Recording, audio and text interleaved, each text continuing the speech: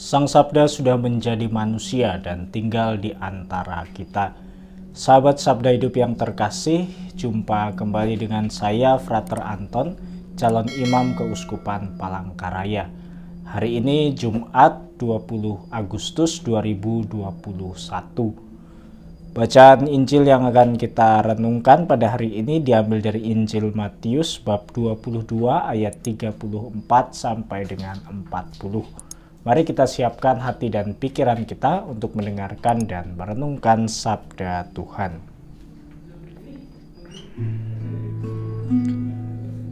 Dalam nama Bapa dan Putra dan Roh Kudus. Amin. Semoga Tuhan beserta kita sekarang dan selama-lamanya. Inilah Injil suci menurut Matius. Dimuliakanlah Tuhan.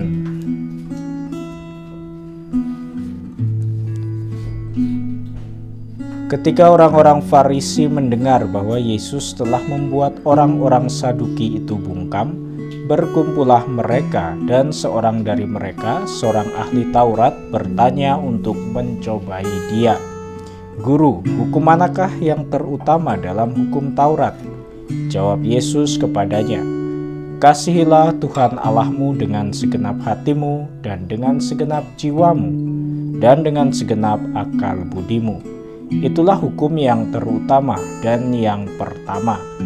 Dan hukum yang kedua yang sama dengan itu ialah kasihilah sesamamu manusia seperti dirimu sendiri. Pada kedua hukum inilah tergantung seluruh hukum Taurat dan kitab para nabi. Demikianlah sabda Tuhan. Terpujilah Kristus. Para sahabat Sabda Hidup yang terkasih, hukum adalah suatu kumpulan aturan berupa norma-norma dan juga sanksi-sanksi yang dibuat sedemikian rupa dengan tujuan untuk mengatur tatanan hidup masyarakat dalam suatu negara. Melalui hukum, negara berupaya untuk menjamin ketertiban, keadilan, dan juga kesejahteraan masyarakatnya agar terhindar dari suatu bentuk kekacauan. Dalam tradisi Yahudi pun juga terdapat hukum-hukum ilahi yang menjaga keteraturan hidup peribadatan dan religius bangsa Israel. Hukum Yahudi berbentuk sekumpulan perintah, di mana di dalamnya termuat sekitar 613 perintah yang dibagi dalam dua bentuk, yaitu 365 larangan dan 245 perintah positif. Di dalam Injil dikisahkan bagaimana para ahli Taurat menanyai Yesus dengan maksud untuk mencobai. Seorang ahli Taurat melontarkan pertanyaan, hukum manakah yang terutama dalam hukum Taurat? Yesus tentu saja mengetahui jawabannya.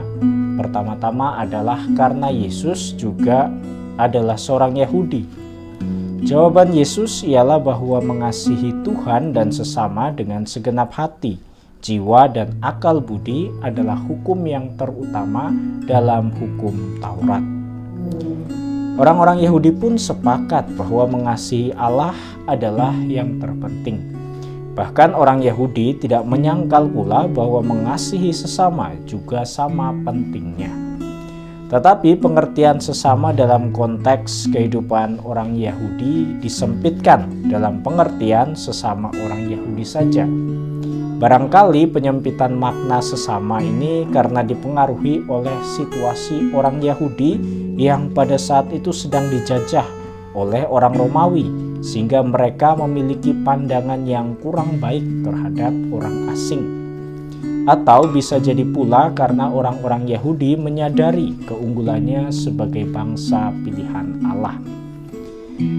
Tidak dituliskan juga secara lebih lanjut dalam Injil mengenai penjelasan Yesus tentang arti sesama dalam hukum yang utama ini, perintah untuk mengasihi. Tentunya karena teks Injil ini mau berfokus pada penegasan ajaran Yesus yang tidak bertentangan dengan hukum Taurat sebagai hukum ilahi. Ajaran Yesus juga secara jelas mau menyatakan betapa pentingnya untuk mengasihi Allah dan juga sesama. Dalam tindakan-tindakannya, Yesus juga menunjukkan pesan tersebut selama ia berkarya di dunia. Maka para sahabat Sabda Hidup yang terkasih, kiranya inspirasi apa yang dapat kita petik dari kisah Injil hari ini? Kita diajak untuk melihat kebaruan di dalam ajaran Yesus perihal mengasihi sesama. Selama karyanya di dunia, Yesus tidak hanya berbuat baik atau mengasihi sesama orang Yahudi saja, tetapi ia juga mengasihi orang-orang asing yang dijumpainya tanpa memandang status sosial orang lain. Yesus tidak membatasi dirinya, tetapi ia bergaul dengan siapa saja, entah itu orang Samaria, orang miskin, orang sakit, pemungut cukai, para pendosa, dan lain sebagainya. Maka perintah untuk mengasihi Allah dan mengasihi manusia adalah suatu hukum yang utama. Dengan melaksanakan perintah Yesus untuk mengasihi sesama secara lebih luas akan menunjukkan makna terdalam dari suatu hukum, yaitu hadir untuk keselamatan umat manusia. Semoga kita mampu untuk menjadi sarana keselamatan Allah bagi sesama kita. Semoga Allah yang Maha Kuasa memberkati kita, melindungi kita terhadap dosa, dan menghantar kita ke hidup yang kekal. Amin. Dalam nama Bapa dan Putra dan Roh Kudus. Amin.